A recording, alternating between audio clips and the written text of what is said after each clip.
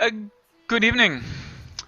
My name is Michael Muller, and I am presenting for Team 3 of Data 620 for the final, a text analysis of Hillary and Trump 2016 election, presidential election.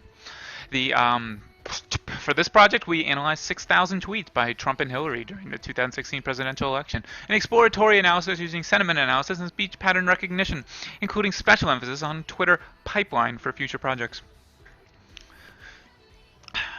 So we have inside these 6,000 tweets, we have 279 tweets in which Hillary or Trump retweeted someone else. Or we have around 700 of them, but we have 279 unique authors of those retweets. Right. So in this project, we use these 279 authors to form some type of a network for Hillary and Trump that's better than the Twitter friendship status of, following them, which really means nothing. I doubt Hillary and Trump are friends, but I also believe they probably follow each other just to see what they're up to. It's not a friendship. It's not binary. All right. So let's look at those Hillary and Trump chose to retweet. We have a lot from the briefing 2016. HIFA, Tim Kaine's a big guy. We partition it to Hillary. We see Tim Kaine again, the briefing. We see, Maya Harris. I'm tilting my head here. And then we see Trump. None of that briefing, HIFA, Tim Kaine, which is the combination. So we notice that right away Hillary has a lot more retweets, right?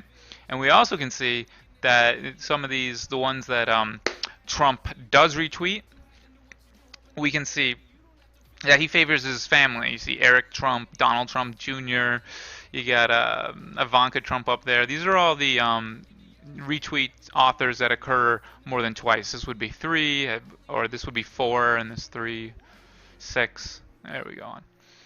So again, a little stat data there. If we look at the retweets, we have all the information, like, Hillary retweeted this. It was from Tim Kaine. We have the time. It's 2016, 9th month. We have entities so that we can pull out their Twitter ID later. I gotta speed this up, so keep going. We divide Hillary tweets with Trump tweets. We clean it, get rid of weird hashtags and whatnot. So this is what it looks like now. Trump corpus, join 3 p.m. rally tomorrow, Mid-America Center Council bluffs Iowa tickets. Hillary Clinton campaign continues, make false claims, foundation disclosure. You can see like about was taken away there. Was a stop word apparently. We look at the frequencies. We see that Trump generally uses all positive or neutral words, and then we see crooked over there. Big one though. Probably brings his positivity down there. We keep going. We make a bigram, trigram, counter. We include just single words there though, so those take a couple of these here. You see crooked Hillary, and crooked comes up a lot. Whew. So I think he mentions crooked only 10 times without saying crooked Hillary. So Trump's got something on crooked Hillary there. All right, so let's create a training and test corpus. We do that here. We use TextBlob as a naive Bayes classifier originally. To train it on half the training data, it took about, 10 minutes. And then we tried training it on the full training set. I left it on the computer for 2 hours, nothing.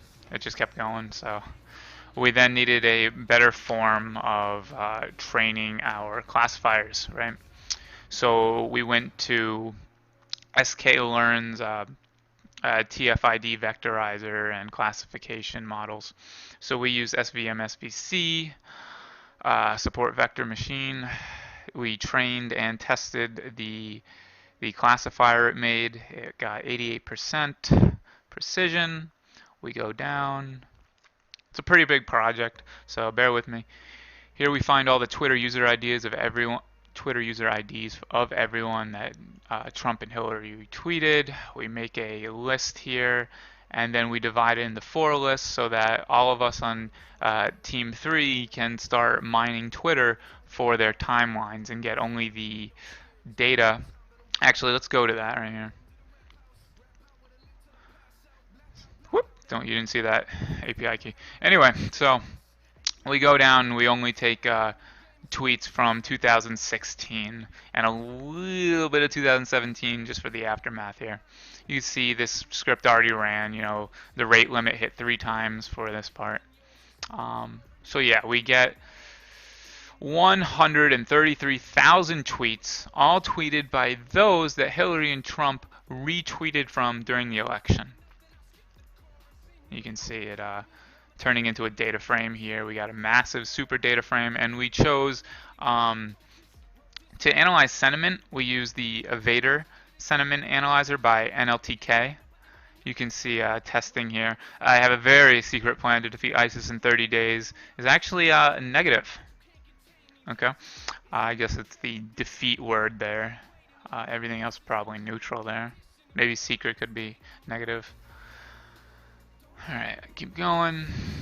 It would appear that Trump's tweets are more positive than Hillary's tweets. You can see the mean of sentiment analysis on Trump's tweets are 0.16 versus 0.1. Right?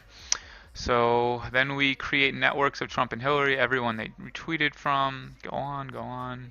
Gotta go faster. Brace yourself. Code bombardment incoming with explanation below. TH network retweets are a list of every author TH retweeted from with average. So let me explain what this is. Here is, say Hillary retweeted from economic policy in 2016 during the election. So we got like 1,000, maybe 10,000, who knows. We have pretty big sets of tweets for every single one of these guys. So we say Hillary retweeted from economic policy. So we take all their tweets in 2016, we analyze their sentiment, and we analyze who they talk more like. Do they talk with our model that we trained up there? Do we say they talk like Hillary, or they talk like Trump, right? And also we, again, that is the sentiment. So there's a positive sentiment, and Senator Warren is negative sentiment in 2016. Okay, so we go on. Let's get to some graphs. So it turns out that all the people Trump retweets from, they mostly speak like Hillary Clinton, right? And a little bit less speak like the real Donald Trump. But then we look at Hillary's graph, boom. Almost no one talks like the Donald. Everyone in Hillary's retweeting network talks like Hillary. So what can we observe from all the data exploration? One, Trump chooses to retweet from sources that are positive. Every single source from his retweet network has a positive sentiment analysis. However, Hillary tends to retweet from sources that are positive. 8.5 of her sources have been negative in 2016. Trump's tweets are 160% more positive than Hillary's. We predict it might have something to do with the Trump slogan, Make America Great Again. He probably posts that on a lot, and it is pretty darn positive. So almost everyone in Hillary's retweeting network speaks similar to Hillary, as opposed to Trump. And Trump's retweeting network tends to speak equally between likeness of Hillary and Trump. Our conclusion was, during the 2016 election, Trump's selection of retweets came from a more close-knit circle of diverse speakers using more positive sentiment than Hillary's selection of people to retweet. Thank you.